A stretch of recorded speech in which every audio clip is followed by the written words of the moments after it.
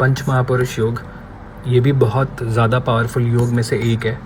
अगर ये 5 प्लैनेट्स किसी के केंद्र में बैठे हों, कोई भी एक प्लैनेट केंद्र में बैठ जाए इनमें से, रूल बस इतना है कि या तो वो एग्जल्टेड हो जाए यानी उच्च का हो जाए, या खुद की राशि में हो जाए, तो ये योग क्रिएट होता है।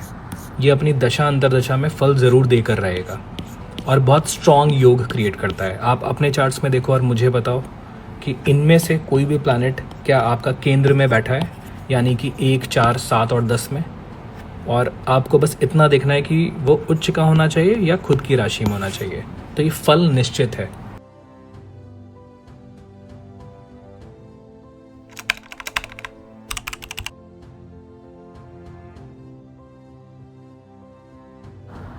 अपनी ट्रेडिशनल बुक्स में मेंशन है कि किसी का अगर बृहस्पति केंद्र में है तो वो बहुत सी नेगेटिविटी दूर कर देता है।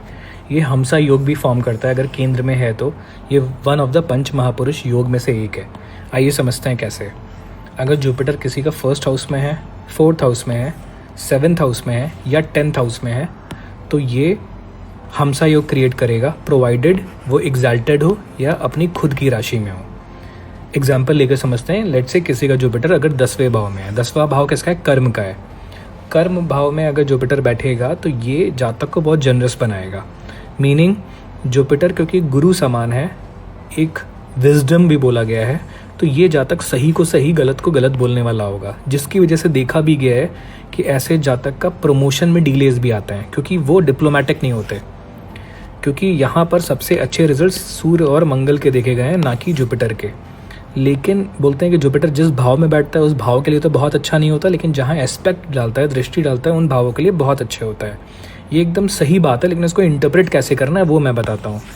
जुपिटर जिस भी भाव में बैठेगा वो भाव के लिए बुरा नहीं है। कहने का मतलब है उस भाव के लिए बहुत ज़्यादा वो सात्विक प्लैनेट है, क्योंकि ये कलयुग है। यहाँ पर विजडम की उतनी इज्जत नहीं है जितना सतयुग या द्वापर युग में हुआ करती थी। अगर आपके पास विजडम उस टाइम पे था तो वो आपको राजा के बगल में गद्दी मिलती थी। आजकल वीनस और राहु का भी बोलबाल है, तो आपको वीनस और राहु भी स्ट्रांग है पैरेलली, तो जुपिटर आपके बहुत अच्छे रिजल्ट्स देगा। लाल किताब में इवन 10वें जुपिटर के लिए बोला गया है नेकी कर और जूता खा। कहने का मतलब है ऐसे जातक अगर नेकी करेंगे तो वो जूता खाएंगे। कहने का मतलब आपको नेकी नहीं करना चाहिए। तो इसका मतलब ये नहीं कि आपको नेकी नहीं करनी है। नेकी तब करनी है जब आपसे मांगी गई हो, आपसे एडवाइस मांगी गई हो, राइट, और आपसे कोई भला की उम्मीद कर रहा है तो आप कर दो, क्योंकि ये तो गलत बात हो जाएगी, राइट। कहने का मतलब है जुपिटर इतना साधु इंसान है कि उसको चालाकी नहीं पता। वो कर्म के भाव में जितना डिप्लोमेटिक होना चाहिए वो बिहेव नहीं कर पाता है, जिसकी वजह से वो मात खाता है, सब कुछ उगल देता है, सब कुछ अपनी चीज़ें बता देता है। लेकिन बेस्ट चीज़ ये देखी गई है कि जिनका 10th हाउस जुपिटर है उनकी सजेशन एडवाइस इतनी स्ट्रांग होती है कि अगर कोई मान ले तो रामबाण की तरह काम करेगा। जुपिटर का देखिए यहाँ पर पाँचवा एस्पेक्ट 2nd भाव में आएगा, 7वां 4th हाउस में आएगा and 9th aspect 6th house में आएगा। जुपिटर को एक्सपेंशन का कारक भी बोला गया है।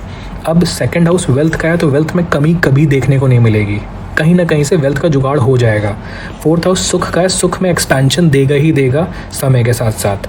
6ठा भाव रोग ऋण शत्रु का है, तो रोग ऋण शत्रु में ही हील कर देगा। इसकी ब्लेसिंग्स बहुत अच्छी मानी गई है ना। तो जुपिटर 10 भाव में होगा 10th हाउस में, तो ये इसका मतलब ये नहीं होगा ये भाव को ख़राब कर रहा है, ये बहुत जनरस हो जाएगा। Thank you so much for watching my videos.